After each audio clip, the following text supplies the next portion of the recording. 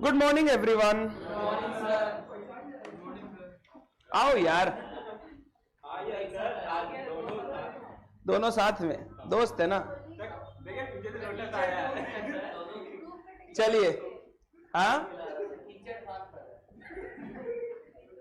चलो स्टार्ट करते हैं। बातचीत बंद। ऑनलाइन में वॉइस वीडियो क्लियर है क्या? चलो, हायर परचेज चैप्टर का फर्स्ट पार्ट हमने कंप्लीट कर लिया था लास्ट क्लास, जहां पे मैंने आपको कंप्यूटेशन सिखा दिया। कंप्यूटेशंस में हमने हायर परचेज में कैश प्राइस कैलकुलेट करना, इंटरेस्ट कैलकुलेट करना, इंटरेस्ट रेट कैलकुलेट करना, इंस्टॉलमेंट्स कैलकुलेट करना, ये सब सीख लिया। अब आज हम लोग चालू करेंगे हायर परचेज की accounting, second part of my chapter. Exam में ज्यादातर क्वेश्चन कंप्यूटेशन बेस्ड पूछे जाते हैं, बट अकाउंटिंग से भी क्वेश्चन आ सकता है। मजे का बात है, अकाउंटिंग बहुत सिंपल है। मतलब अकाउंटिंग पहले से तुमको आता है, तुम ऑलरेडी जानते हो, मेरे को सिर्फ प्रॉपरली तुमको समझाना है कि अकाउंटिंग कैसे करना है। डन। लिखेंगे हेडिंग आप। मेरा लास्ट पॉइंट चल रहा था पॉइंट नंबर, एक सेकेंड, केस 3 नहीं, point 4 computations complete. Point 5, point 5 लिखिए अकाउंटिंग। Point 5 accounting. और अकाउंटिंग दो पार्टी है, तो दो जन के बुक्स में सीखना होगा। एक हायर परचेजर के बुक्स में अकाउंटिंग और एक हायर वेंडर के बुक्स में अकाउंटिंग। दो पार्टी है तो दोनों पार्टी के बुक्स का अकाउंटिंग सीखना होगा।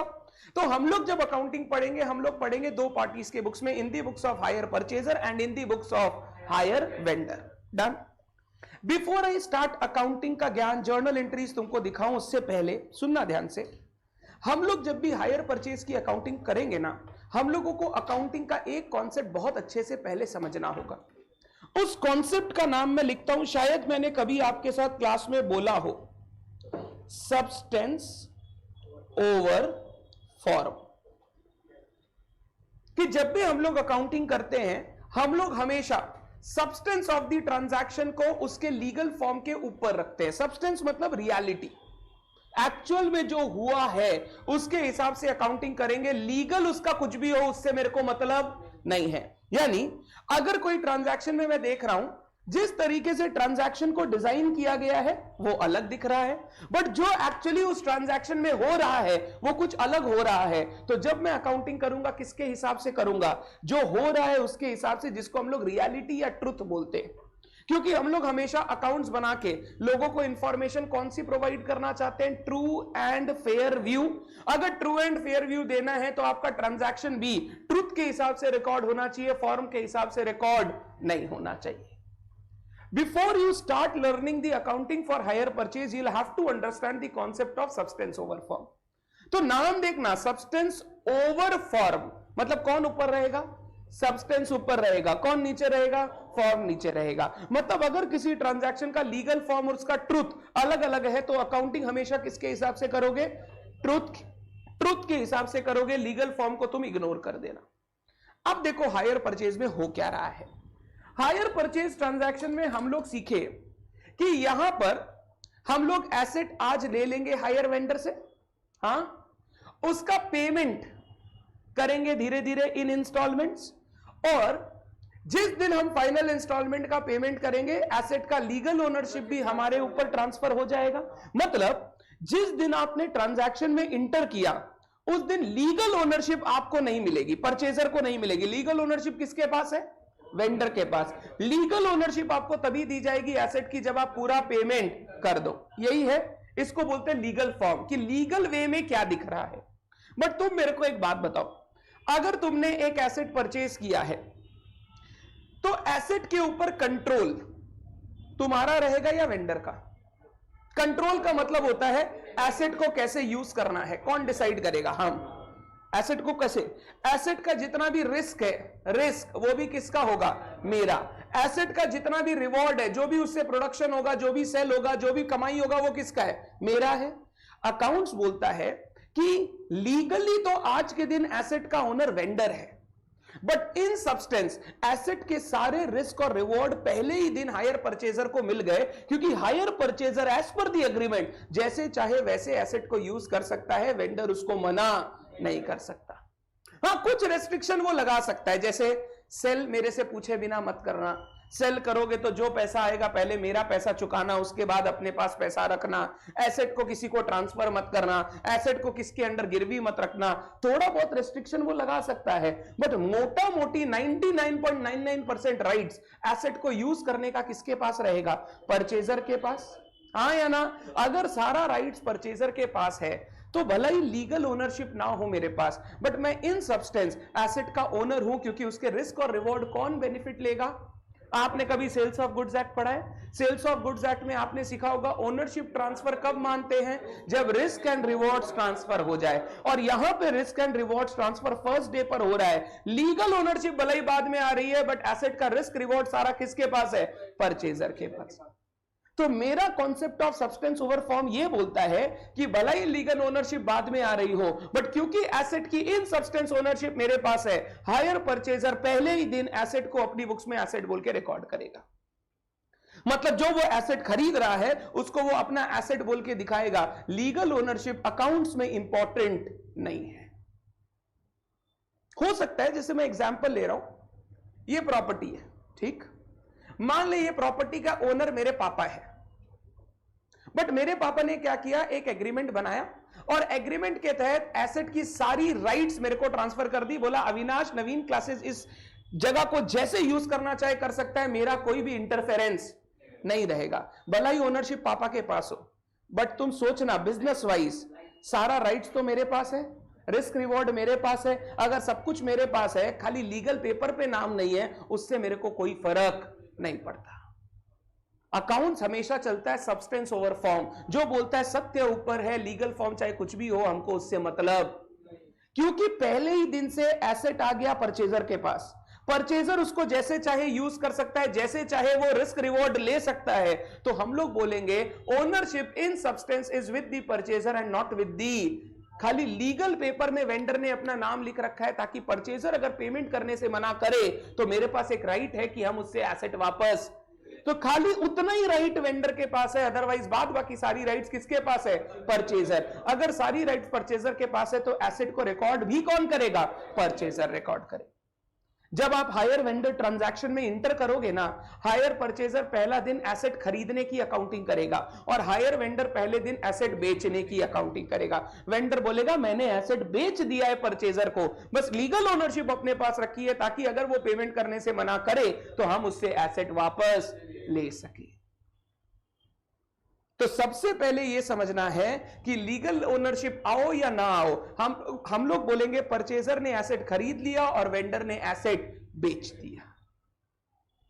तो जब तक आप ये फॉर्मेट ये नहीं समझोगे सब्सटेंस ओवर फॉर्म, तब तक आप इसकी अकाउंटिंग स्टार्ट नहीं कर सकते। और सब्सटेंस ओवर फॉर्म सिंपल यही बोल रहा है, भला ही लीगल ओनरशिप वेंडर के पास हो, बट ओनरशिप का रियलिटी किसके पास है? परचेजर के पास, क्योंकि वो जैसे चाहे यूज कर सकता है, जैसे चाहे वो उसका मजा ले सकता है, उसके पास कोई रेस्ट्रिक्शन नहीं है। पहले बोलो ये बात समझ में आ गया? तो पहला हम लोग जो अकाउंटिंग करेंगे ना, परचेजर के बुक्स में करेंगे एसेट खरीदने का। बट ये जो आज खरीद रहे हैं ना, पेमेंट आज नहीं कर रहे, आज क्रेडिट पे ले रहे हैं, पेमेंट धीरे धीरे करेंगे।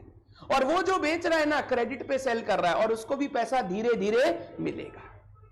तो आज हम लोग एक credit purchase of asset and credit sale of asset का अकाउंटिंग करेंगे और फिर धीरे धीरे उसका पैसा रिसीव करेंगे, पेमेंट रिसीव करेंगे। ये अकाउंटिंग मेरे को हायर परचेज की करनी पड़ेगी,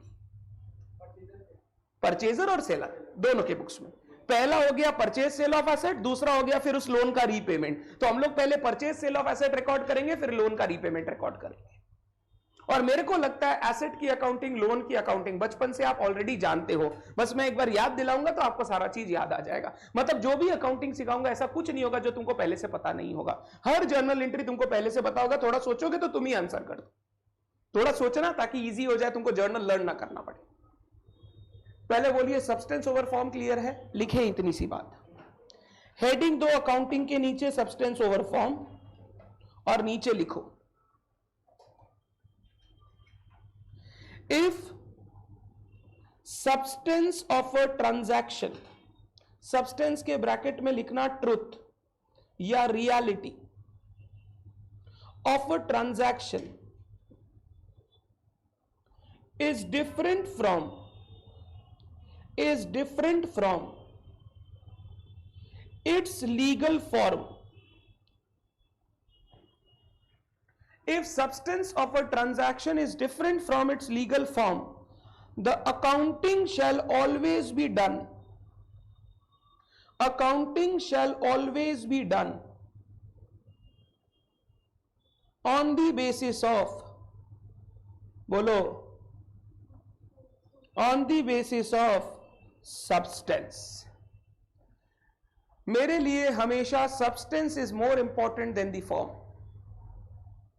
Shall always be done on the basis of substance. अब in a hire purchase transaction,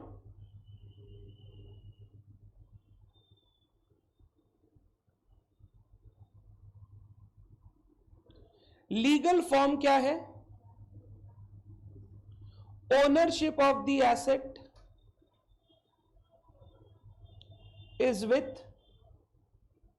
vendor, full stop. It will be transferred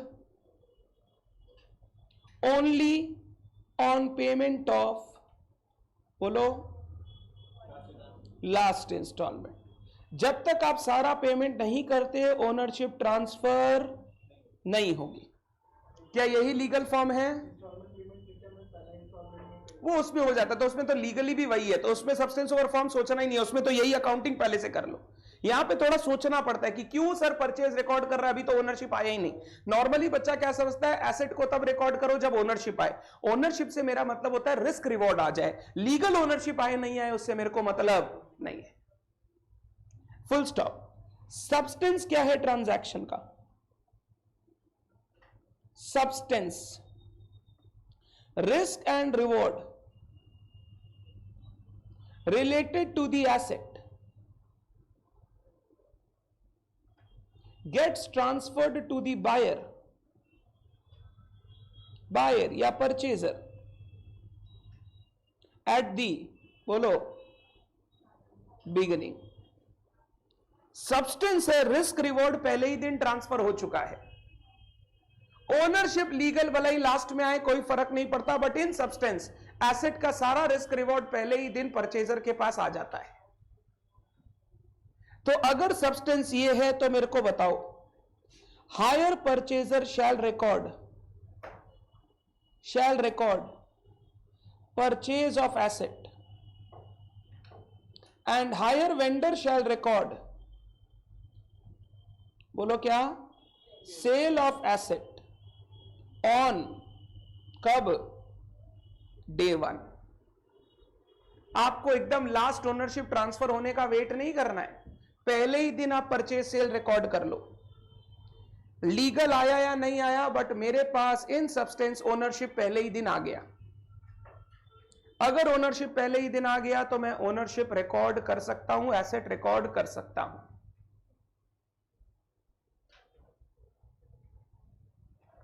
बच्चा जनरली ओनरशिप को लीगल ओनरशिप से कंपेयर करता है. अकाउंट्स में in substance ownership is risk reward किसके पास है, लीगल चाहे किसी के पास भी, उससे फर्क नहीं पड़ता.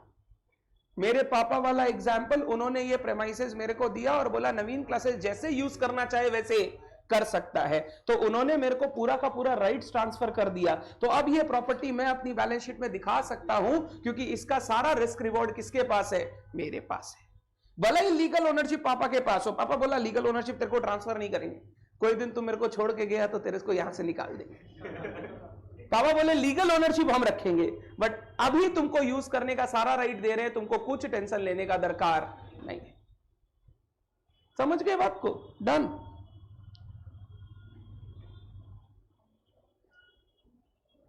पहले बोलो ये बात समझ में आया क्या? तो देख, अब अकाउंटिंग में 2 पार्ट होंगे.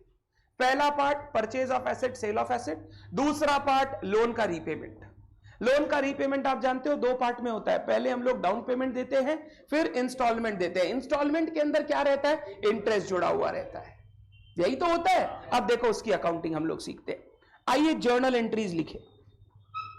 जर्नल। मैं दो पार्ट में लिख रहा हूं, books of hire purchaser, books of hire vendor. Hire purchaser का बुक्स, हायर वेंडर का बुक्स। हाँ दीदी, उसके नीचे से लिखिए, क्या सोच रहे हैं? चलो, लाइन खींचना नहीं खींचना पूछ रहे हैं, वो उसी का कंटिन्यूएशन है, ठीक। Books of hire purchaser, hire vendor, day one. Day one मतलब जिस दिन हमने अग्रीमेंट में इंटर किया। हायर परचेजर रिकॉर्ड करेगा परचेज ऑफ फिक्स्ड एसेट और हायर वेंडर रिकॉर्ड करेगा sale of asset. Fixed asset नहीं बोलेगा, sale of asset. Fixed asset वो होता है जो हम अपने यूज के लिए रखते हैं, ये तो बेच रहा है, तो फिक्स्ड एसेट नहीं, sale of asset. Fixed asset purchase करने का एंट्री बता दो कोई। Fixed asset account debit to, अभी हम लोग कैश नहीं दे रहे हैं, टू हायर वेंडर, तो मेरा journal entry fixed asset account debit to hire vendor. मेरे को बोलो ना, जब भी आप फिक्स्ड एसेट रिकॉर्ड करते हो कौन सी वैल्यू पे रिकॉर्ड करते हो? डेप्रिसिएशन आपने पढ़ लिया है। फिक्स्ड एसेट कौन सी वैल्यू पे रिकॉर्ड होता है? Cost per. बोलो किस वैल्यू पर? Cost per. मेरे को बताना फिक्स्ड एसेट का कॉस्ट क्या है। मैं दो वैल्यूज बोल रहा हूं, कैश प्राइस या higher purchase price? Cash price. तो जब भी हम लोग फिक्स्ड एसेट को रिकॉर्ड करेंगे हमेशा किस वैल्यू पर रिकॉर्ड करेंगे? Cash price. यही मेरे एसेट का कॉस्ट है। अगर मैं आज एसेट खरीदने जाता तो कितना रुपया लगता, that is cash price and that is known as fixed asset का कॉस्ट। डन। तो सर पेमेंट तो हायर परचेज प्राइस कर रहे हैं ना, वो पेमेंट कर रहे हैं क्योंकि हमने लोन लिया तो इंटरेस्ट भी देना। फिक्स्ड एसेट के लिए वो पेमेंट नहीं हो रहा है, वो पेमेंट हो रहा है क्योंकि आपने लोन लिया है तो आपको इंटरेस्ट देना पड़ेगा। तो interest is a compensation for finance, it is not a compensation for purchase of fixed asset. ये एसेट सेल कर रहा है, बोलो जर्नल एंट्री। कंबाइंड एंट्री भी नहीं अलग करके दिखा रहे हैं। किसका कंबाइंड एंट्री? वो धीरे धीरे करेंगे, अभी तो डे वन है ना। डे वन के दिन तो खाली परचेज सेल रिकॉर्ड होगा। अब बताओ वो सेल का एंट्री करेगा, एसेट बेचने का एंट्री। Sir hire purchaser account debit, party account debit to asset, asset बेच दिया हमने, hire purchaser account debit to asset. आप टू सेल्स भी लिख सकते हो, समझना बात को। एसेट लिखे, सेल्स लिखे, सर क्या लिखे? आंसर इज, अगर आप मैन्युफैक्चरर हो, जैसे मित्सुबिशी इलेक्ट्रिकल, वही मेरे को हायर परचेज दे रहा है, तो इन दैट केस वो मैन्युफैक्चरर था। मैन्युफैक्चरर जब माल बेचता है तो वो सेल्स लिखता है। बट अगर आप श्रेयी हो, श्रेयी जिसपे किसी से खरीद के मेरे को एसेट बेचा है, तो वो सेल्स नहीं लिखेगा, वो एसेट लिखेगा। श्रेयी फाइनेंस कंपनी है, उसके लिए एसेट गुड्स नहीं है, गुड्स नहीं है तो वो सेल्स रिकॉर्ड नहीं करेगा। वो बोला मैंने एसेट खरीदा और एसेट बेच दिया, तो एसेट खरीदा तो asset account debit to party, बेचा तो party account debit to asset. But अगर यही चीज मित्सुबिशी सेल कर रहा है तो उसका तो काम ही है मशीन सेल करना। मशीन सेल करना अगर उसका काम है तो मशीन का सेल्स वो कैसे दिखाएगा? सेल्स अकाउंट बोल के दिखाएगा। और ये भी कौन सी वैल्यू पे होगा? At cash price. वो इस दाम में बेच रहा है, हम इस दाम पे खरीद रहे हैं। पहला entry. Very good Shalini. Hire purchaser account debit to asset, to sales भी हो सकता है depending on the type of party. अगर जो मैन्युफैक्चर कर रहा है वही बेच रहा है तो वो सेल्स लिखेगा। अगर मैन्युफैक्चरर ने एक लीजिंग कंपनी को बेचा और लीजिंग कंपनी हमको दे रहा है तो लीजिंग कंपनी सेल्स नहीं लिखेगा, वो एसेट लिखेगा क्योंकि उसका वो गुड्स नहीं है। डन है बात? क्लियर? अब इसके बाद बताओ डे वन पे कुछ और होता है क्या? Very good, down payment. ये दो चीज डे वन पे होता है, एसेट परचेज करते हैं और डाउन पेमेंट करते हैं। मैं वेंडर को पे कर रहा हूं, जर्नल एंट्री, एक लाइबिलिटी का पेमेंट कर रहा हूं। Vendor account debit to bank, hire vendor account debit to bank, to cash भी लिख सकते हैं, ठीक है। हायर वेंडर टू बैंक, मैंने पेमेंट कर दिया वेंडर को, मेरे क्रेडिटर को पे कर दिया। वेंडर बोल रहे मेरे को पैसा मिला, bank account debit to hire purchaser. ये सब एकदम सिंपल काम है। अगर कोई लर्न करने बैठेगा तो वो बेवकूफ है, टाइम वेस्ट कर रहा है वो। हायर वेंडर को पैसा मिला, हायर परचेजर ने पेमेंट किया, तो परचेजर पेमेंट किया तो वेंडर टू बैंक, और उसको पैसा मिला तो बैंक टू परचेजर। पक्का? डन। अब ये डे 1 खत्म होने के बाद आगे बोलो क्या होगा? सर इंस्टॉलमेंट का डेट आएगा, तो on due date of installment, हर इंस्टॉलमेंट की ड्यू डेट पर, एवरी इंस्टॉलमेंट का ड्यू डेट पर, पहले बताओ वेंडर हम पर क्या चार्ज करेगा? इंटरेस्ट चार्ज करेगा। सुनना, परचेजर के लिए इंटरेस्ट खर्चा, वेंडर के लिए इंटरेस्ट इनकम, परचेजर के लिए खर्चा, उसके लिए इनकम। जर्नल एंट्री ध्यान से बोलो, परचेजर क्या करेगा? Interest account debit to hire vendor, मेरे को वेंडर को देना है, तो interest account debit to hire vendor, मेरे को वेंडर को इंटरेस्ट देना है, मेरा खर्चा और लाइबिलिटी बढ़ गया, आई हैव टू पे, और उसके लिए इनकम है, hire purchaser account debit to interest.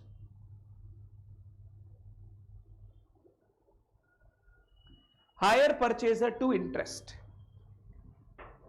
कोई डाउट? पक्का? अब इसके बाद इंस्टॉलमेंट का पेमेंट करूंगा, परचेजर वेंडर को पे कर रहा है, journal entry, hire vendor account debit to bank, installment का पेमेंट कर दो इंक्लूडिंग इंटरेस्ट। ये पेमेंट ऑफ इंस्टॉलमेंट, पहले इंटरेस्ट जोड़ा फिर इंस्टॉलमेंट पे कर दिया। इसके पास पैसा आएगा, bank account debit to hire purchaser, इसके पास पैसा आएगा, बैंक टू हायर परचेजर। कोई डाउट? पक्का?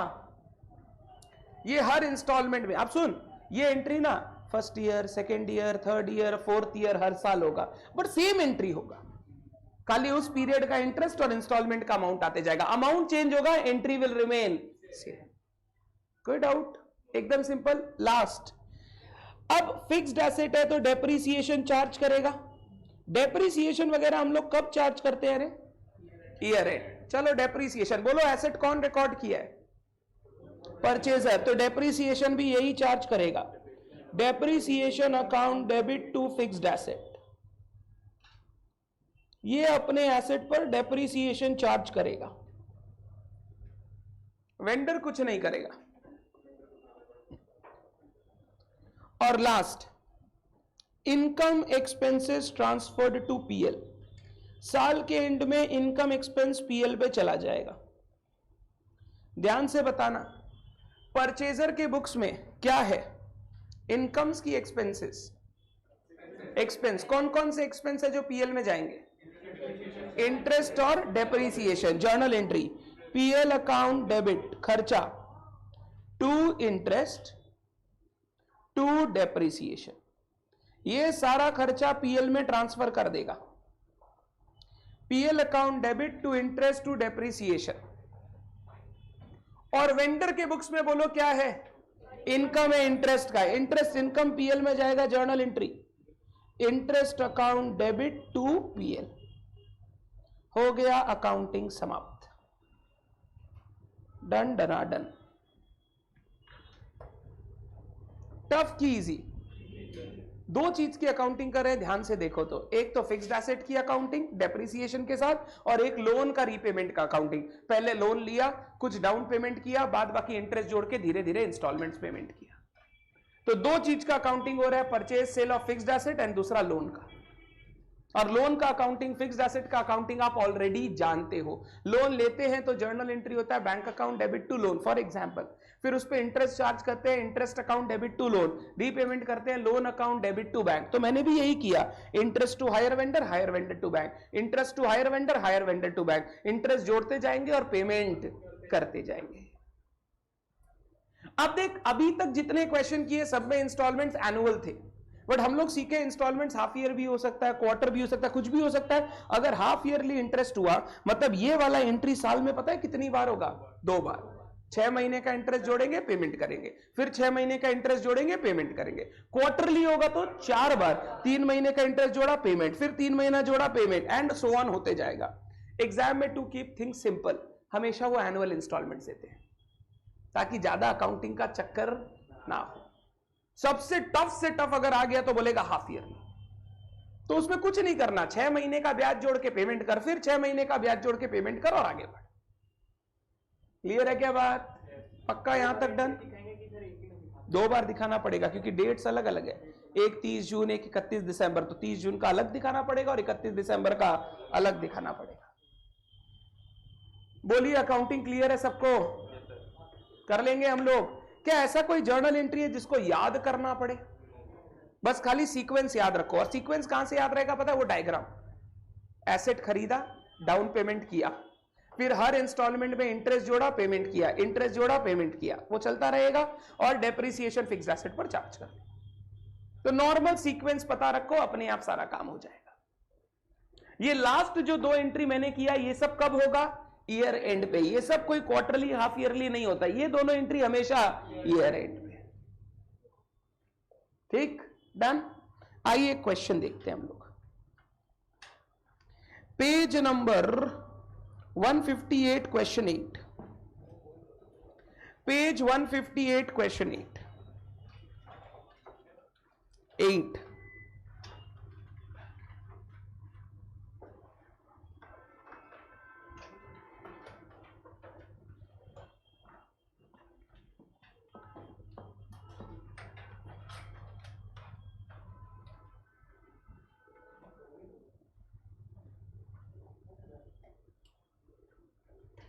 पढ़े क्वेश्चन? आइए। ऑन 1/1/2009, डेट को अंडरलाइन करो हमेशा। Mister X took delivery from mister Y of 5 machine. कितना मशीन खरीदा? 5। On a hire purchase system, mister X took delivery. Mister X हो गया हायर परचेजर और वेंडर हो गया, बोल कौन? वाई। तो मिस्टर एक्स हो गया परचेजर, मिस्टर वाई हो गया वेंडर। आइडेंटिफाई करना सीखो। 4000 बीइंग पेड ऑन डिलीवरी, 4000 रुपया डिलीवरी पे पेमेंट किया, बोलो down payment. And the balance in 5 installments of 6000 each payable annually on 31 December. और 5 इंस्टॉलमेंट देना होगा एनुअली 6-6 हजार का, यानी 6000 इंटू 5 30,000 और रुपया पेमेंट करना होगा इंस्टॉलमेंट्स में। The vendor charges interest at the rate 5% per annum on yearly balances. वो 5% का इंटरेस्ट चार्ज करता है। कैश प्राइस दिया हुआ है 5 मशीन का 30,000। ध्यान से, कैश प्राइस इज 30,000, मतलब वो जो इंस्टॉलमेंट दिया हुआ है और जो डाउन पेमेंट किया हुआ है वो कौन सा प्राइस होगा? देखो इंस्टॉलमेंट कैसे बोला है, पहले बोला 4000 अभी दे देंगे, 6000 इंटू 5, तो टोटल पैसा कितना ले रहे हैं? 34,000, 34,000। और कैश प्राइस है 30,000, मतलब वो जो इंस्टॉलमेंट है उसमें इंटरेस्ट जुड़ा हुआ है, मतलब वो इंस्टॉलमेंट विथ इंटरेस्ट है। जो एक्चुअल इंस्टॉलमेंट का पेमेंट करना है 6000 रुपया मेरे को पेमेंट करना है। आगे हमको बोल रहा है show the entries without narration. Asset account, asset account, fixed asset account बनाना जानते हैं हम लोग? बनाना जानते हैं हम लोग, depreciation chapter. Mister Y account for 5 years assuming that purchaser charges depreciation 20% on SLN basis। Asset account वगैरह बहुत चिंदी अकाउंट है, बाद में करेंगे, पहले जर्नल एंट्रीज करके कॉन्सेप्ट को सीख लेते हैं, फिर हम लोग अकाउंट बनाएंगे। डन। पहले आज जर्नल एंट्री सिखा देता हूं। एग्जाम में ज्यादातर ना लेजर अकाउंट पूछता है। क्या पूछता है? लेजर। बट पहले एक बार जर्नल कर ले।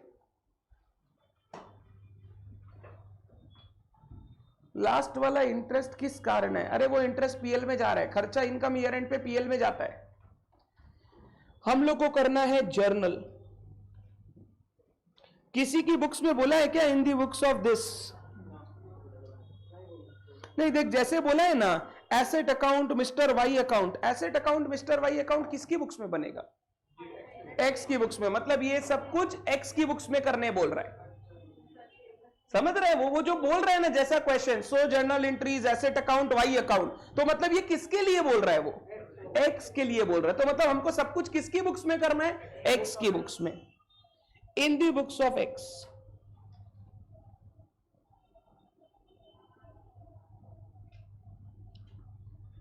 चल सबसे पहले 1/1/2009, बिल्कुल डेट मैंडेटरी है, नहीं तो आप खुद कंफ्यूज हो जाएंगे। 1/1/2009 एसेट परचेज किया, जर्नल एंट्री करना चाहता हूं, मशीन अकाउंट डेबिट, किससे खरीदा? 2Y अकाउंट, नाम दिया है ना तो 2Y लिख, हायर वेंडर मत लिख, मशीनरी 2Y। कौन से प्राइस पे लिखना होता है? कैश प्राइस दिया हुआ है क्वेश्चन में 30,000। सर मान लो वो कैश प्राइस नहीं देता तो मैंने आपको कैश प्राइस निकालना सिखाया है। अगर डाउन पेमेंट और इंस्टॉलमेंट दे, इंटरेस्ट रेट दे, तो कैश प्राइस कैसे निकालते? अगर वो कैश प्राइस नहीं देता तो हमको कैश प्राइस निकालना पड़ता, और वो सिखाया हुआ है पहले से। तो एक वर्किंग नोट करते, कैश प्राइस निकालते। डन। आगे ये हो गया। बताओ इस दिन और कुछ हुआ क्या? सर 4,000 का डाउन पेमेंट हुआ, तो मिस्टर वाई को हमने पे किया, journal entry, Y account debit to bank. 30 में 4 चला गया, बोलो कितना बचा? 26। थोड़ा हिसाब रखने का कोशिश करो मेंटली। 26,000। अब इस 26,000 पे पहले साल का इंटरेस्ट 31 दिसंबर, पहले साल का इंटरेस्ट, पहले हम लोग इंटरेस्ट ड्यू करेंगे। जैसे interest account debit to Y, इसको बोलते हैं इंटरेस्ट ड्यू करना, इंटरेस्ट टू वाई। बता कितने पे कितना? 26,000 पे 5%। वेरी गुड, 1,300 रुपए का interest.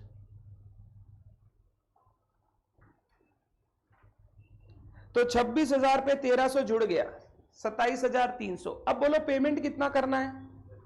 6,000। Y account debit to bank,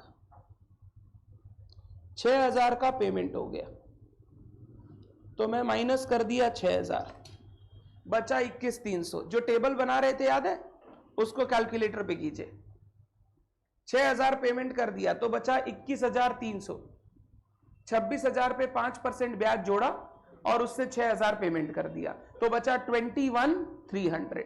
first year complete हो गया। सुन, 2 चीज बाकी है, बोल क्या? पहले depreciation, depreciation account debit to fixed asset या टू मशीनरी, 20% का, तो 6,000 का, 30,000 पे 20%। देखो 30,000 पे 20% कितना होता है? 6,000। फिर लास्ट पीएल में सारा खर्चा जाएगा, PL account debit to interest to depreciation. Interest 1,300 का, डेप्रीसिएशन 6,000 का, टोटल खर्चा 7,300। एक बार फर्स्ट ईयर देखो, किसी बच्चे को कोई डाउट है तो पूछो। Check the first year.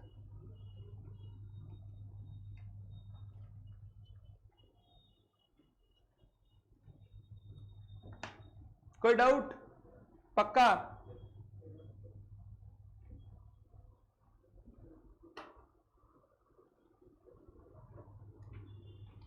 आगे चले। अब सेकेंड ईयर ना, सेकेंड थर्ड फोर्थ फिफ्थ मिला के कर रहा हूं, नहीं तो बहुत बेकार का टाइम वेस्ट करूंगा। सेकेंड थर्ड फोर्थ फिफ्थ मैं सेकेंड ईयर का तुमको लिख देता हूं, तुम पास में डैश डैश करके थर्ड फोर्थ फिफ्थ का अमाउंट लिखोगे सिर्फ, ठीक? तो देख मैं कैसे लिख रहा हूं, ईयर 2 टू ईयर 5। एग्जाम में तो पूरा करना पड़ेगा, बट एग्जाम में चिंता नको, नहीं आएगा, ये सब नहीं देगा, टाइम वेस्टिंग। मैं इधर देख कैसे लिख रहा हूं, second year, third year, fourth year, fifth year, बस खाली अमाउंट इनके नीचे लिखते जाना। एंट्री एक ही बार करना है, अमाउंट चारों साल का लिखना है। डन। मैं एंट्री लिख रहा हूं, पहले मैं इंटरेस्ट जोड़ूंगा, interest account debit to Y, फिर वाई को पेमेंट करूंगा, Y account debit to bank, फिर डेप्रीसिएशन चार्ज करूंगा, डेप्रीसिएशन टू मशीनरी, फिर खर्चा वगैरह पीएल में डालूंगा, PL to interest to depreciation. To avoid बेकार का टाइम वेस्ट मैंने एंट्री कर दी एक साथ, आपको सिर्फ अमाउंट 4 साल का लिखना है, इससे काम हल्का हो जाएगा, बेकार का वो टाइम वेस्ट नहीं होगा। नहीं तो हर साल सेम एंट्री कर करके टाइम वेस्ट करेंगे।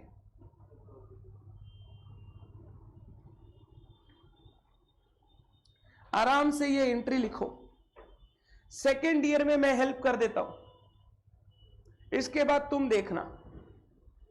मेरे को बता, सेकेंड ईयर के बिगिनिंग में लोन का अमाउंट कितना बाकी? 21,300। तो 21,300 पे 5% निकालो, 1,065। डन। ये जोड़ दिया लोन से, टोटल हो गया 22,365। पेमेंट कितना करना है? 6,000। पेमेंट 6,000 फिक्स्ड है, 6,000। तो माइनस कर दिया 6,000, बच गया सेकेंड ईयर के एंड में। ये सेकेंड ईयर के एंड का वैल्यू, इसको थर्ड ईयर में देखेंगे क्या करना है। डेप्रिसिएशन वही 6,000, क्योंकि एसएलएम बेसिस है। देखो तो एसएलएम है क्या? एसएलएम मतलब हर साल सेम। और इंटरेस्ट डेप्रिसिएशन चला जाएगा पीएल में। ये मेरा सेकेंड ईयर कंप्लीट। आपको समझ में आ रहा है मैं एंट्रीज कैसे कर रहा हूं? एंट्री 4 बार नहीं लिख रहा हूं, एंट्री एक बार लिख दिया, फिगर चार्ट होने या निकाल लो।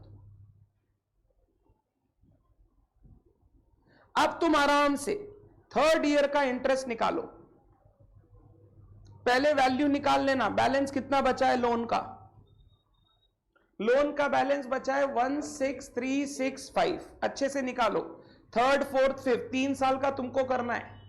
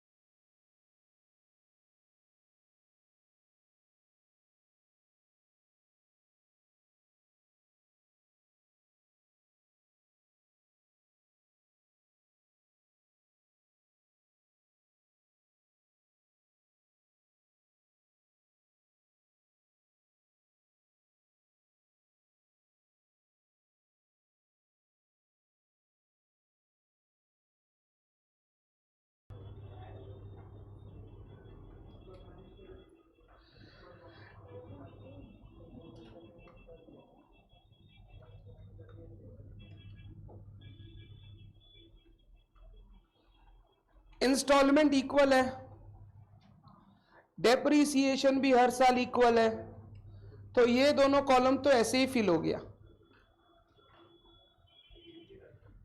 खाली इंटरेस्ट निकालना है हर साल का। 16,365 पे 5%, 818 माइनस 6,000, फिर इंटू 5%, 559 माइनस 6,000, फिर उसके बाद इंटू 5%, 29 रुपए का कुछ डिफरेंस आ रहा है। देखो एक बार, लास्ट में कुछ 29 रुपए का डिफरेंस आ रहा है, वो राउंड ऑफ कर दो, क्योंकि क्वेश्चन जैसा दिया है उसी हिसाब से होगा। मैं फिगर खो दिया, 16 क्या था? 16,365 पे 5%, ठीक है, फिर इंटू 5%, 5742 बचा, माइनस 6,000, लास्ट इंटरेस्ट आ गया 258, ये मैं राउंड ऑफ कर दिया। अगर इंटू 5% कर रहा था तो 287 आ रहा था, मैंने उसको राउंड ऑफ कर दिया ताकि हिसाब 0 हो जाए, नहीं तो हिसाब 29 रुपए का बचा हुआ रह जाएगा। तो 287 लिखने की जगह 258 राउंड ऑफ। ये आ गया 6000 माइनस 5742, 6000 माइनस 5742। लास्ट ईयर को राउंड ऑफ कर दो, अदरवाइज 20-25 रुपए का डिफरेंस आएगा एज पर दी क्वेश्चन। और ये क्वेश्चन के कारण आ रहा है, इसका आप कुछ कर नहीं सकते, रेट वगैरह सब वो खुद बताया है। वो 30 रुपया, या तो 257 होगा या 258 होगा। 8 9 17 8 25, नहीं ठीक है 258 ही आएगा।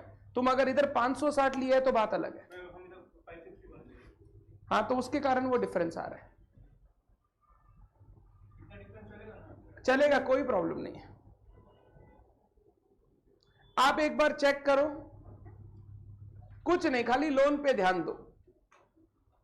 लोन 26,000 पहला साल, 5% का ब्याज माइनस 6,000, फिर दूसरे साल वापस 5% का ब्याज माइनस 6,000, फिर वापस 5% का ब्याज माइनस 6,000। ऐसे करते करते लास्ट ईयर में जाओगे तो 287 आएगा। बट 287 करने से लोन का वैल्यू 0 नहीं होगा, क्योंकि उसमें 20 रुपया 25 रुपए का डिफरेंस आएगा। उसको 0 करने के लिए मैंने लास्ट ईयर को राउंड ऑफ कर दिया कि भैया 6,000 देना है, प्रिंसिपल है 5742, तो इंटरेस्ट हो गया 258 रुपीस। अगर तुम 5742 पे तुम निकालोगे ना 5%, तो आएगा 287, बट हम लोग इंटरेस्ट 258 ले लिए ताकि हिसाब खत्म हो जाए। और इसका आप कुछ कर नहीं सकते क्योंकि क्वेश्चन ने सारी इंफॉर्मेशन आपको दी है, तो आपको क्वेश्चन के हिसाब से चलना होगा। सर अगर राउंड ऑफ नहीं करेंगे तो नहीं करोगे तो वेंडर अकाउंट में डिफरेंस बच जाएगा 29 रुपए का। वो डिफरेंस सही नहीं है, क्योंकि आपका लोन स्क्वायर ऑफ हो गया, लोन स्क्वायर ऑफ कर गया तो डिफरेंस बचना नहीं चाहिए, इसीलिए मैंने उसको खत्म कर दिया। अब बताओ, इंटरेस्ट डेप्रिसिएशन पीएल में जाएगा 818 6000 6818, 559 6000 6559 और 258 और 6000 6258। Journals complete. एग्जाम में ऐसे 5-5 साल का एंट्रीज नहीं देगा, be rest assured, because this is a waste of time, nothing else.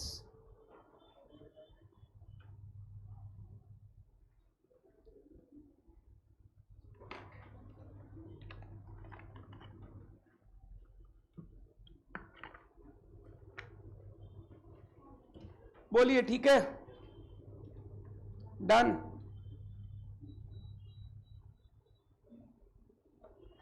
Clear, चले आगे। अब हमको लेजर बनाने बोला है, सुनना। पहला लेजर तो बोला है मशीन अकाउंट बनाओ, मैं चाहता हूं तुम खुद बनाओ। मशीन खरीदा और हर साल डेप्रिशिएट हुआ। अपने डेप्रिसिएशन चैप्टर खत्म कर चुके हैं, तो मशीन का लेजर अकाउंट बनाना आपको आना चाहिए।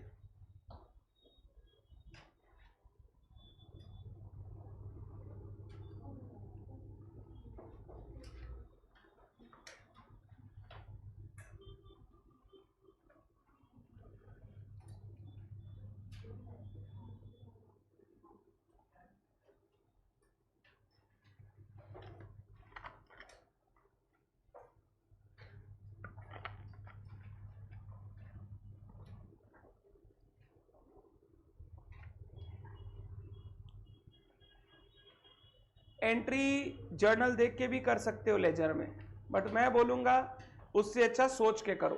पहले मशीन खरीदा तो machine account debit to Y 30,000, फिर हर साल सिर्फ डेप्रिसिएशन चार्ज करना है।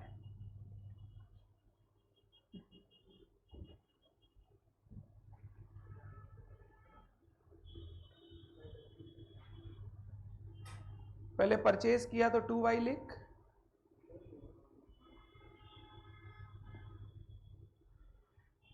$30,000 का मशीन खरीदा, हर साल 6,000 करके डेप्रिशिएट किया। अगर ये कोई लेजर अकाउंट नहीं बना रहा है, माशाअल्लाह, तुमको भगवान शांति दे। सच बोल रहा हूं, नहीं बना रहे हो तो चुल्लू भर पानी में डूब मरना चाहिए तुमको, अकाउंट्स पढ़ना छोड़ देना चाहिए। और खराब लगे तो सुनो, ये सत्य है।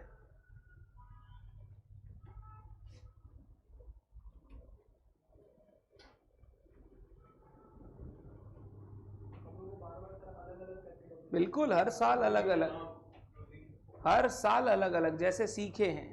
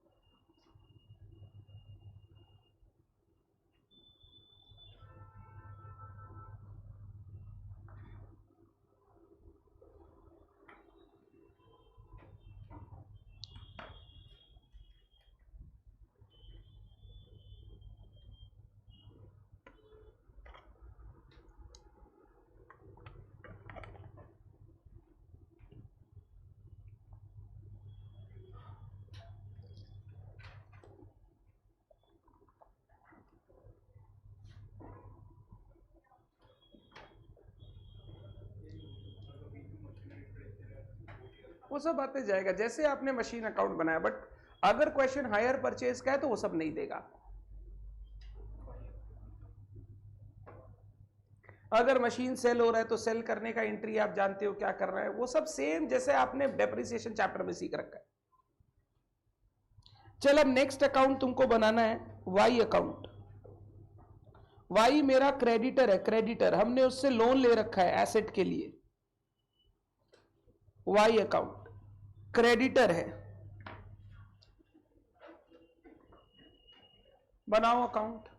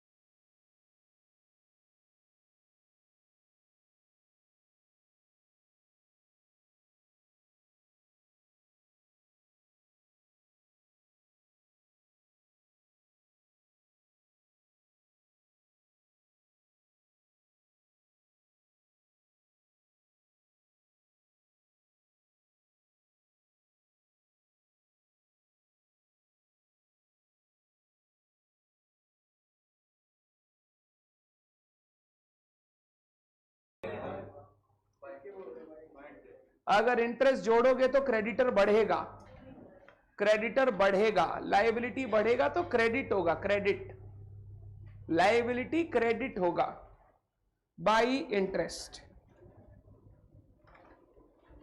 फिर पेमेंट होगा टू बैंक, बस अब यही हर साल चलेगा। हाँ दीदी,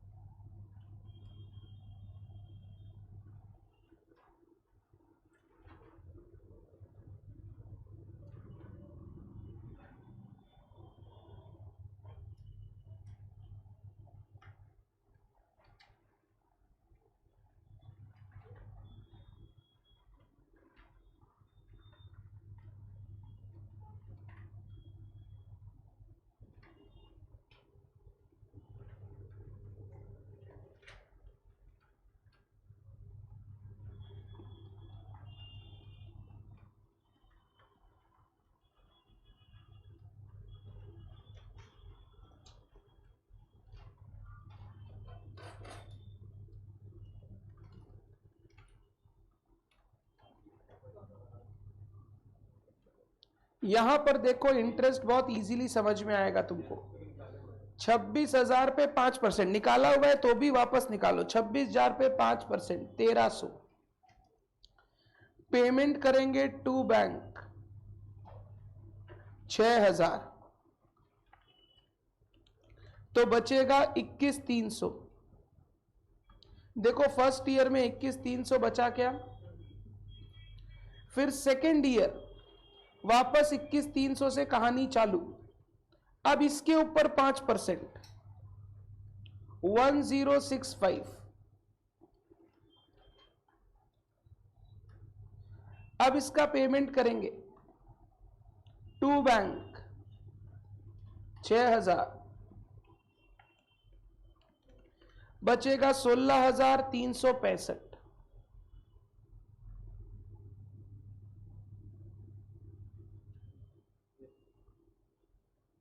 फिर थर्ड ईयर में कहानी शुरू होगा 16,365 से। अब इसके ऊपर 5% का ब्याज 818। इसमें पेमेंट कर दूंगा 6,000 का।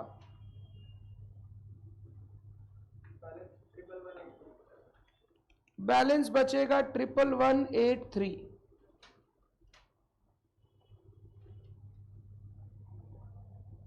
लेजर में देखो इंटरेस्ट अच्छे से समझ में आएगा। ओपनिंग बैलेंस का 5%, फिर 1,112,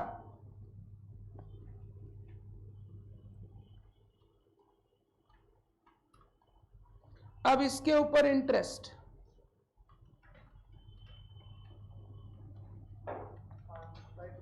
559। पेमेंट कर दूंगा to bank 6,000, to balance CD 5742, last year 5742। अगर इसके ऊपर इंटरेस्ट निकालोगे ना 5% का तो आएगा 287, बट 287 लेने से ना देखोगे बैलेंस बच जाएगा, इसीलिए मैं उसको राउंड ऑफ कर दूंगा। पेमेंट कितना करना है बता? 6,000, तो 6,000 माइनस 5742 258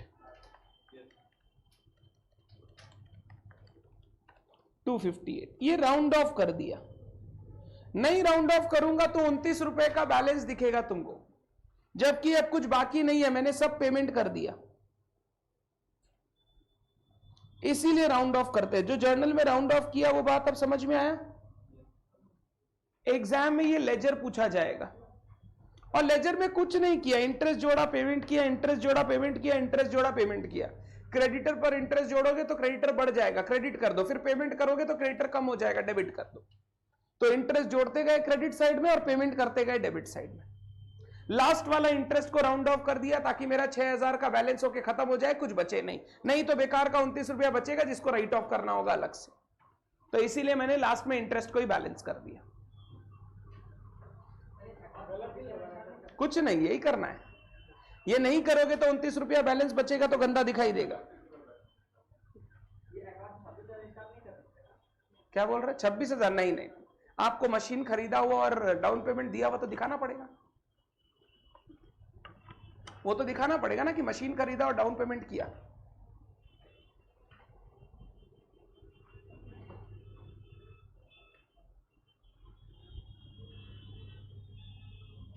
चेक करो, कोई डाउट है तो पूछो।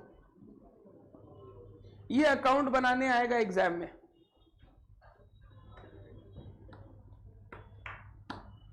बना पाएंगे पक्का?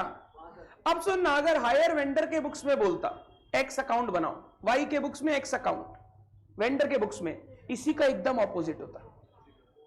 एकदम, इधर तो क्रेडिटर है उधर डेटर है, तो बेचते तो पहले लिखते X account debit to machinery account, machinery बेचा, फिर पैसा आया बाई बैंक अकाउंट, फिर इंटरेस्ट जोड़ा to interest account by bank account, to interest account by bank account. एकदम इसी का बिल्कुल ऑपोजिट अकाउंट बनता वहां पर। इसके लिए एक्स के लिए वाई क्रेडिटर और वाई के लिए एक्स डेटर, एकदम इसी का रिवर्स अकाउंट बनाते अगर बोलता वाई के बुक्स में अकाउंट बनाओ।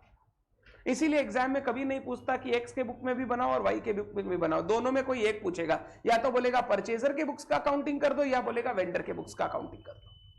ज्यादातर परचेजर पूछता है, बट कुछ भी पूछ सकता है, परचेजर वेंडर दोनों पूछ सकता है।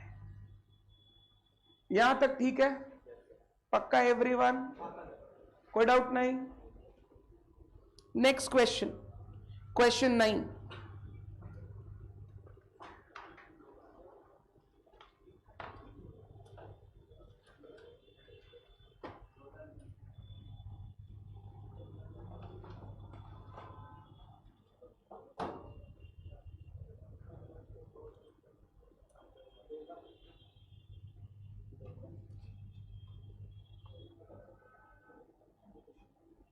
पढ़े क्वेश्चन? लिखो गुड क्वेश्चन। मैं सिखा दूंगा, अकाउंट्स तुमको बनाना है। देखो बनाने क्या बोला है नीचे, prepare taxi account. Taxi account मतलब fixed asset account, fixed asset account. और वेंडर अकाउंट, जिससे खरीदा है वो मेरा creditor, in the books of Dola limited. Hire purchaser के बुक्स में एसेट अकाउंट बनाना है और हायर वेंडर अकाउंट बनाना है, मतलब अकाउंट वही बनाना है जो अभी सिखाया। ठीक, अकाउंट तुम बनाओगे, मैं सिर्फ क्वेश्चन डिस्कस कर देता हूं। अच्छा क्वेश्चन है, on 1/1/2010 underline, Dola limited purchased a taxi from Sion limited. Dola ने परचेज किया, डोला हो गया परचेजर, सायन हो गया वेंडर। लिखो डोला परचेजर, सायन वेंडर। आगे, अ डाउन पेमेंट ऑफ 15,000 रुपया, डाउन पेमेंट करना है 15,000, and 3 equal installments together with interest at the rate 5% on the outstanding balance. 3 equal installments together with interest, इसका मतलब समझ लो, सुन लो, इसका मतलब है जो बचा हुआ कैश प्राइस है उसको 3 इंस्टॉलमेंट में पेमेंट करना है और साथ में क्या जोड़ते चला जाना है, इंटरेस्ट। इंटरेस्ट इंक्लूडेड नहीं, मतलब तुमको कैश प्राइस को पेमेंट करना है 3 इक्वल भाग में और इंटरेस्ट हर बार जोड़ते चले जाना है, हाँ या ना।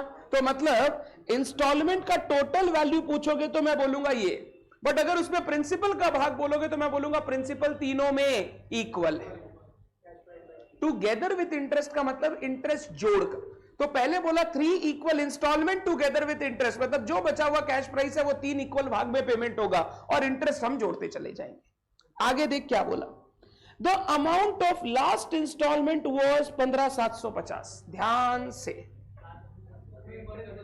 ये इंटरेस्ट जोड़ के बोला है 15,750। तो मेरे को कोई बच्चा इसको 2 पार्ट में तोड़ के दे सकता है, इसमें प्रिंसिपल कितना, इंटरेस्ट कितना। वेरी गुड, 15,750 टोटल इंस्टॉलमेंट का वैल्यू है। आपको बताना है इसमें प्रिंसिपल कितना, इंटरेस्ट कितना। इंटरेस्ट 5 है, प्रिंसिपल 100 है और ये 105 है। अब बताओ, तो ये हो गया 15,000 और ये हो गया 750। यस और नो? तो सुन, हर इंस्टॉलमेंट में फिर प्रिंसिपल कितना रहेगा, 15,000। तो देख, मेरा कैश प्राइस मैं बोल रहा हूं, कैश प्राइस, डाउन पेमेंट तो 15,000 और फिर 15,000 का 3 प्रिंसिपल का इंस्टॉलमेंट कितना हो गया, 60,000। मैंने लास्ट इंस्टॉलमेंट को तोड़ा, तो मेरे को दिखा 15,000 का प्रिंसिपल और 750 का इंटरेस्ट, और क्वेश्चन में बोला है प्रिंसिपल का अमाउंट हर में क्या रहेगा, इक्वल। तो अगर थर्ड इंस्टॉलमेंट में 15,000 प्रिंसिपल है तो सेकंड में भी प्रिंसिपल 15, फर्स्ट में भी प्रिंसिपल 15, तो 3 प्रिंसिपल हो गया 45,000 और डाउन पेमेंट 15, तो टोटल प्रिंसिपल हो गया 60,000। देन है क्या बात, आगे क्या बोला, डेप्रिसिएशन प्रोवाइड करना है 10% अंडर रिड्यूसिंग बैलेंस, WDV, गलती नहीं करना है। और बोला थर्ड ईयर के एंड में हमने टैक्सी को बेच दिया, 3 साल अपने किए, पेमेंट करके सब किए, लास्ट ईयर जैसे ही ओनरशिप आया हमने क्या किया, टैक्सी बेच दिया। अब बेचने का अकाउंटिंग फिक्स्ड एसेट का तुमको आता है, वो तुम करोगे। डन। मेरे साथ एक वर्किंग नोट लिखो, फिर लेजर तुम बनाओ। Answer to question 9, working note, cash price. Working note, cash price, down payment ₹15,000, ये कैश प्राइस का पार्ट होगा। अब हमको निकालना है principal portion of each installment. पहले बोलो क्वेश्चन क्या बोला, ये क्या है, इक्वल है। हर इंस्टॉलमेंट में प्रिंसिपल पोर्शन इक्वल है। तो मैं थर्ड इंस्टॉलमेंट का देख लेता हूं। थर्ड इंस्टॉलमेंट, बोलो इंस्टॉलमेंट का अमाउंट 15,750, ये इंक्लूडिंग 5% इंटरेस्ट है। तो बोल इसका प्रिंसिपल पोर्शन क्या होगा, 15,750 by 105 into 100। 15,750 is including interest, वो 105 के बराबर है। तो प्रिंसिपल कितना होगा, 15,000। तो टोटल प्रिंसिपल 15,000 का एक इंस्टॉलमेंट, तो 3 इंस्टॉलमेंट का कितना, 45,000। 15,000 का एक इंस्टॉलमेंट, तो 3 इंस्टॉलमेंट का 45,000। Therefore, total cash price, down payment plus principal portion of installment, down payment plus principal portion of installment। एक बार बिना हड़बड़ाए सही से देख लो, समझ में आना चाहिए, लिखने से कुछ नहीं होगा। बोला हर इंस्टॉलमेंट का प्रिंसिपल पोर्शन इज इक्वल, तो मैंने थर्ड इंस्टॉलमेंट का प्रिंसिपल पोर्शन निकाला। बोला हर में इक्वल है तो तीनों में 15 15 15 होगा, तो टोटल प्रिंसिपल 45 और डाउन पेमेंट 15, तो टोटल प्रिंसिपल हो गया 60,000। ये कैश प्राइस निकल गया। कैश प्राइस निकाले बिना तुम अकाउंटिंग शुरू ही नहीं कर सकते हो, क्योंकि जो पहला एंट्री करते हैं ना एसेट परचेज का, वो कैश प्राइस से होता है। तो अगर कैश प्राइस ही नहीं पता तो क्वेश्चन चालू ही नहीं होगा। इस क्वेश्चन का ये अच्छा पार्ट था, दिस वाज गुड पार्ट। चल अब 2 लेजर बना, टैक्सी अकाउंट, सायन अकाउंट।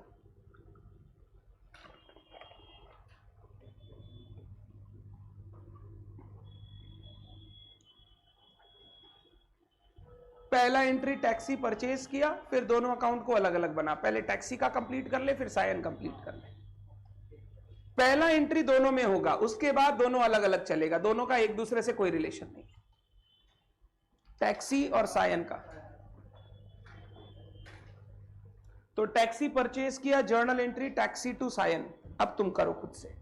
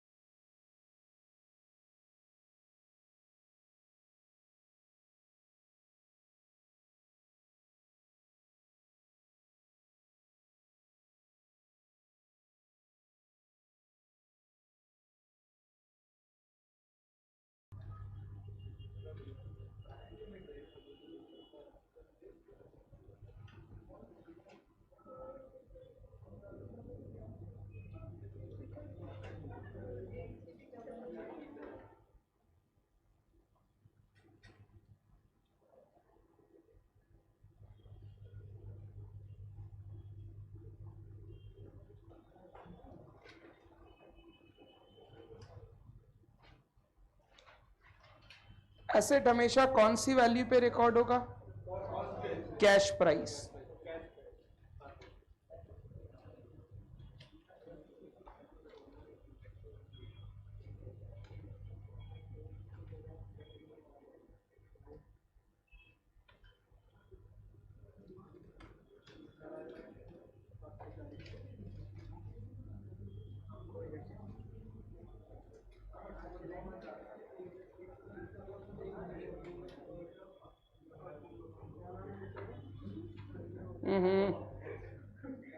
हो गया छोड़ दे।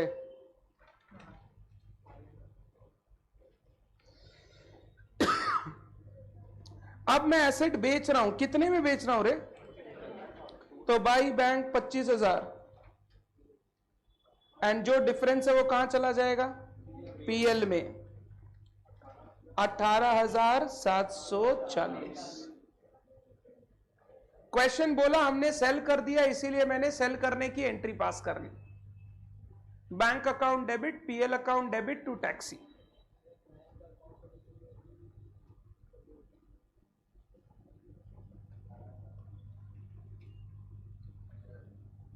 पहले साल का इंटरेस्ट 45,000 के ऊपर कितना परसेंट था? 5%, 2250। तो पहले साल का पेमेंट बताना, 15,000 का तो प्रिंसिपल, 2250 का 17,250। Very good. 15,000 is the value of principal. Principal के साथ इंटरेस्ट जोड़ेगा, तो प्रिंसिपल के साथ इंटरेस्ट जोड़ के पेमेंट कर दिया। लास्ट क्वेश्चन में वो सीधा तुमको इंस्टॉलमेंट का वैल्यू दिया था, इस बार इंस्टॉलमेंट में बोला 15,000 का principal plus interest. Second year का इंटरेस्ट हो जाएगा 1,500, 30,000 का 5%, तो 15,000 प्लस 1,500, 16,500, बचेगा 15,000। लास्ट ईयर में बाई बैलेंस बीडी 15, अब इस पे 5% का इंटरेस्ट 750, तो बोल लास्ट पेमेंट था भी कितना? 15,750। क्वेश्चन बोला ना लास्ट इंस्टॉलमेंट पेमेंट 15,750, ये ऐसे आया। सर लास्ट क्वेश्चन में तो आप सीधा 6 दिखाए, 6 में इंटरेस्ट जोड़े नहीं थे क्योंकि वो 6 was the value of installment. इस बार 15 is the value of principal, interest जोड़ के इंस्टॉलमेंट का वैल्यू निकालो। ये दोनों अकाउंट रेडी हो गया। चेक करो, डाउट है पूछो।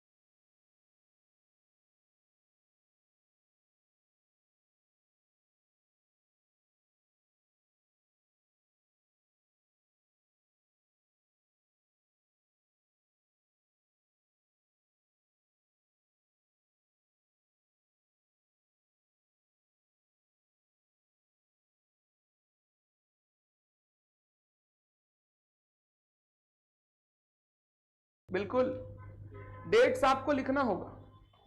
जैसे you will start with 1/1/2010, dates लिखना होगा एग्जाम में।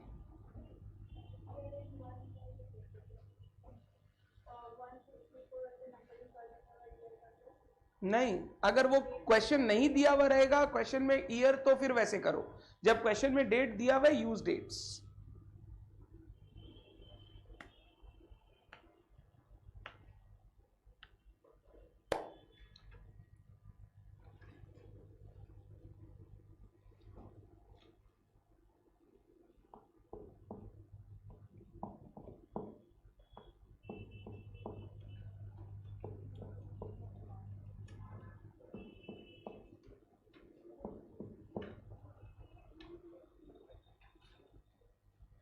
Question 10 is good.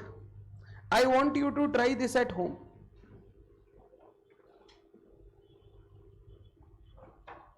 या सुनना, 11 होम में करना, 10 मेरे साथ करो. आजा 10 मेरे साथ कर.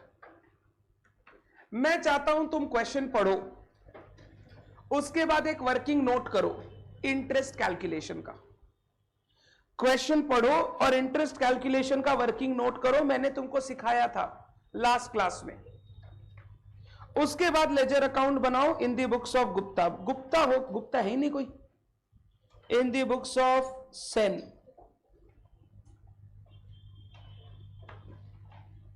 क्वेश्चन पढ़ो और मेरे को इंटरेस्ट कैलकुलेशन करके दो. Working note number 1. आप चाहो तो लास्ट क्लास का डिस्कशन रेफर कर सकते हो, पीछे जाके कॉपी में रेफर कर सकते हो.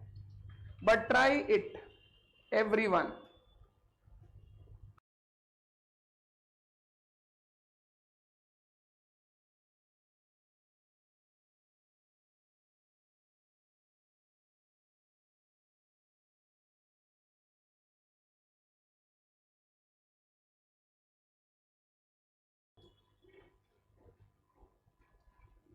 क्वेश्चन में इंटरेस्ट रेट नहीं दिया हुआ है.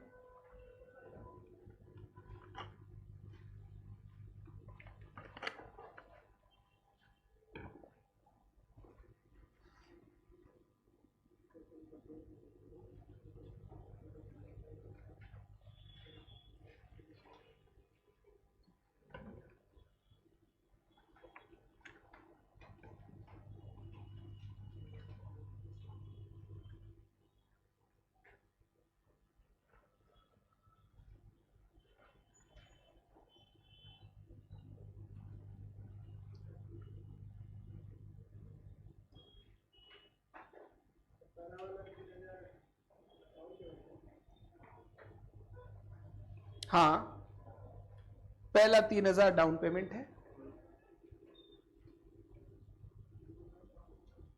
Very good. देखो, 2 बच्चा लोग बोला सर टोटल इंटरेस्ट 2,500 का है. टोटल इंटरेस्ट आप खोजो खुद से 2,500. अब इस टोटल को बांटना है 3 इंस्टॉलमेंट में. सही से बांटना.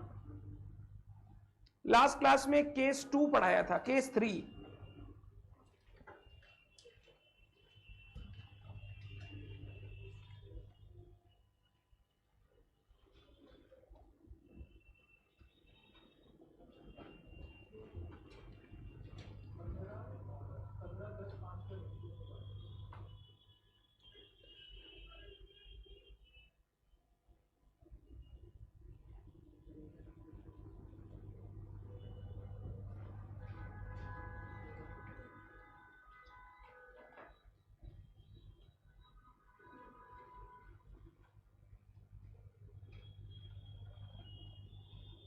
रेट नहीं दिया हुआ है.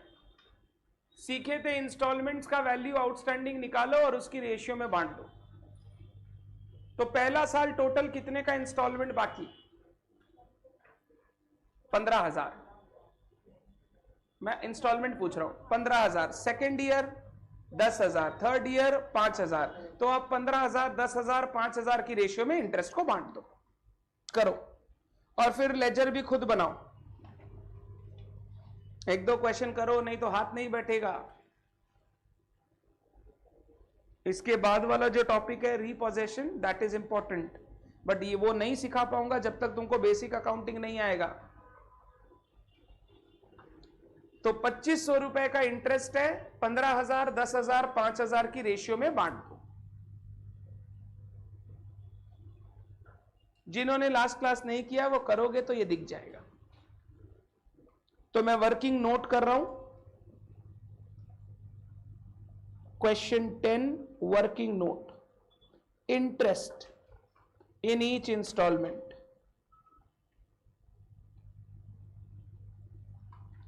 बोलो. Total hire purchase price 18,000. Cash price 15,500. तो बोलो टोटल इंटरेस्ट. इंटरेस्ट हो गया hire purchase price minus cash price 2,500.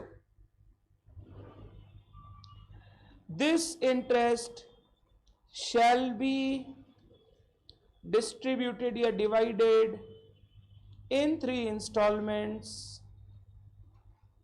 in ratio of total value of outstanding installments, total value of outstanding installments in each year, total value of outstanding installment in each year.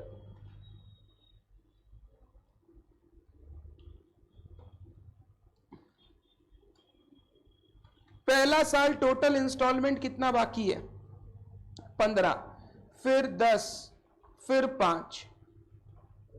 मैं ratio बोल सकता हूं 3:2:1? नहीं तो ऐसे कर लो 15, 10, 5 total 30,000. अब इस रेशियो में बांट दो 15:10:5. तो 2,500 इंटू 15/30, 2,500 इंटू 10/30, 2,500 इंटू 5/30. पहला वाला 1250, 833, 417. ये 3 इंटरेस्ट आ गया.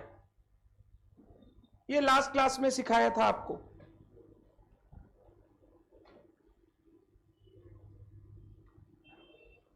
Very good Shalini.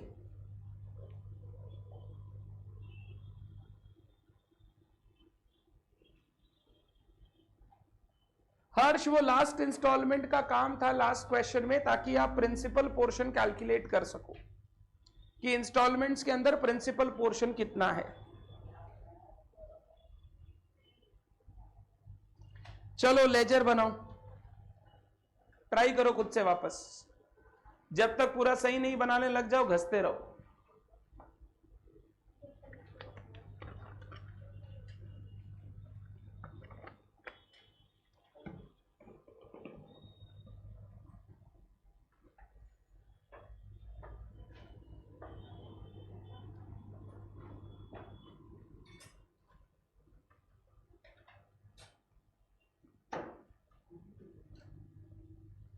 सबसे पहले मशीन खरीदा, machine account debit to vendor, फिर मशीन में डेप्रिसिएशन चलता रहेगा और इधर इंटरेस्ट पेमेंट चलता रहेगा.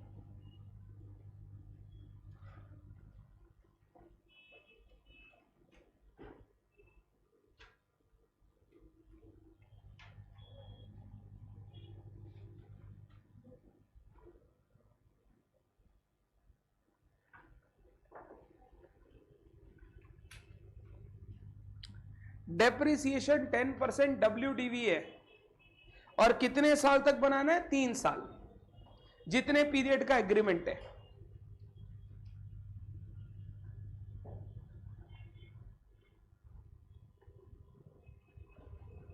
पहले लेजर अकाउंट का नाम तो लिख, कौन सा लेजर बना रहा है।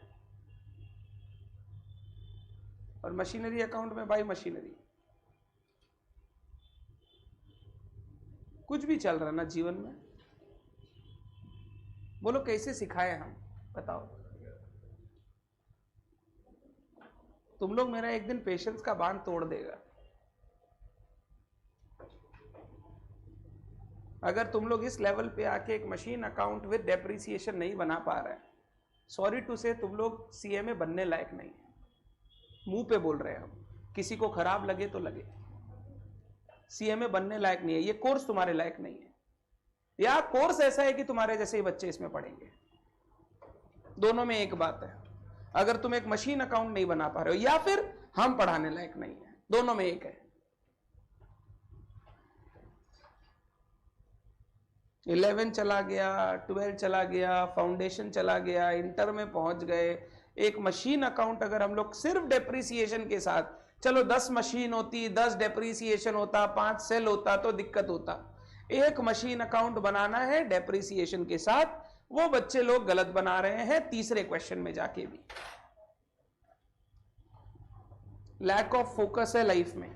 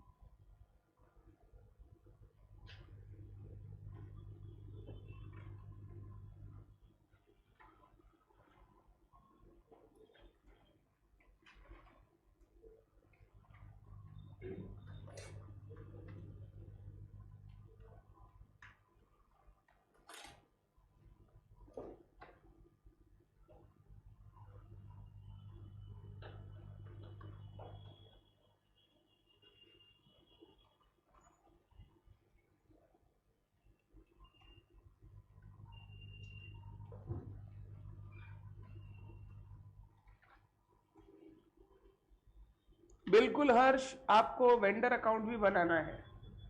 एक बनेगा मशीन अकाउंट, एक बनेगा वेंडर अकाउंट, दास अकाउंट।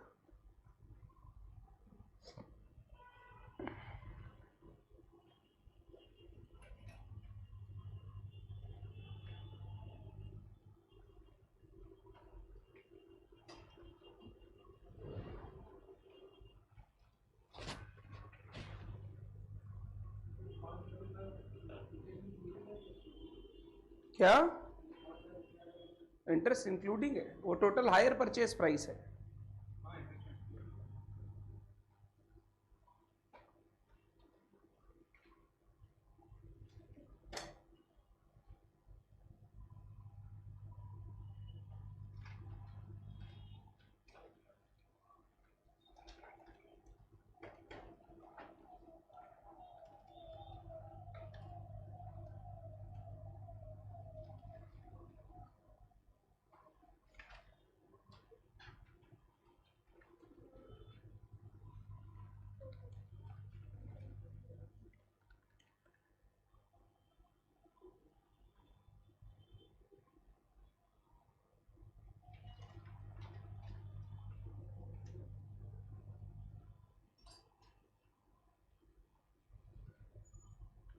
सेकेंड इंस्टॉलमेंट का इंटरेस्ट था 833।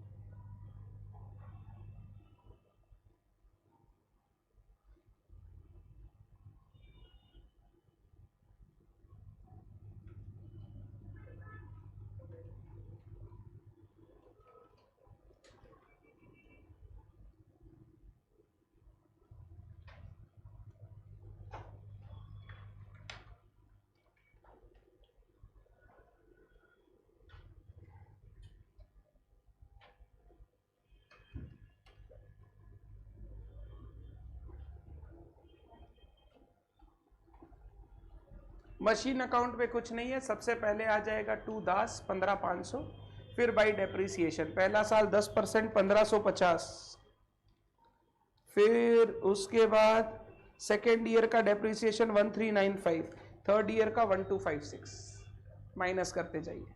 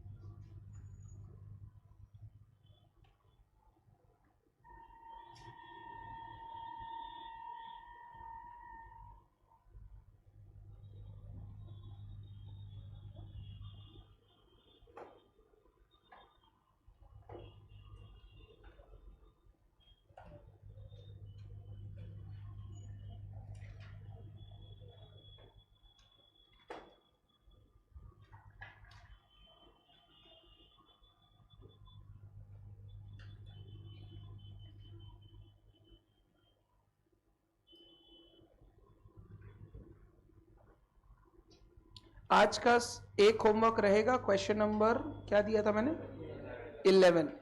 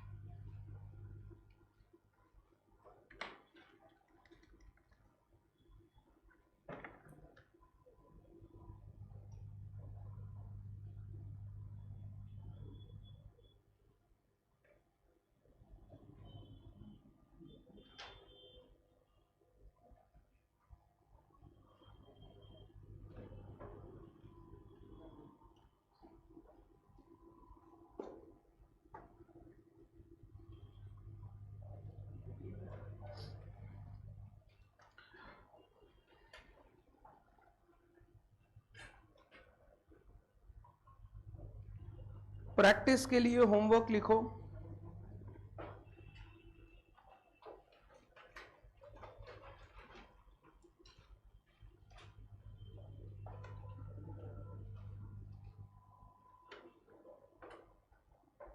Set 1 question 6B,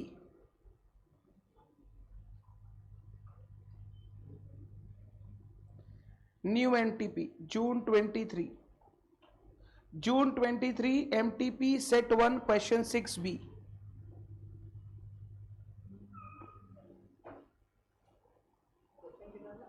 six B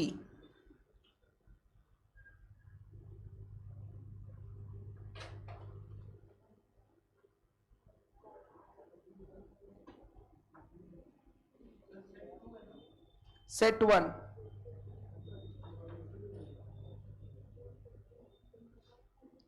और सेट 2 का question 7B, set 2 question 7B।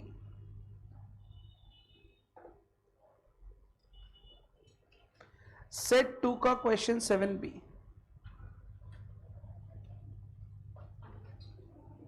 1 का 6B, 2 का 7B, जून 23।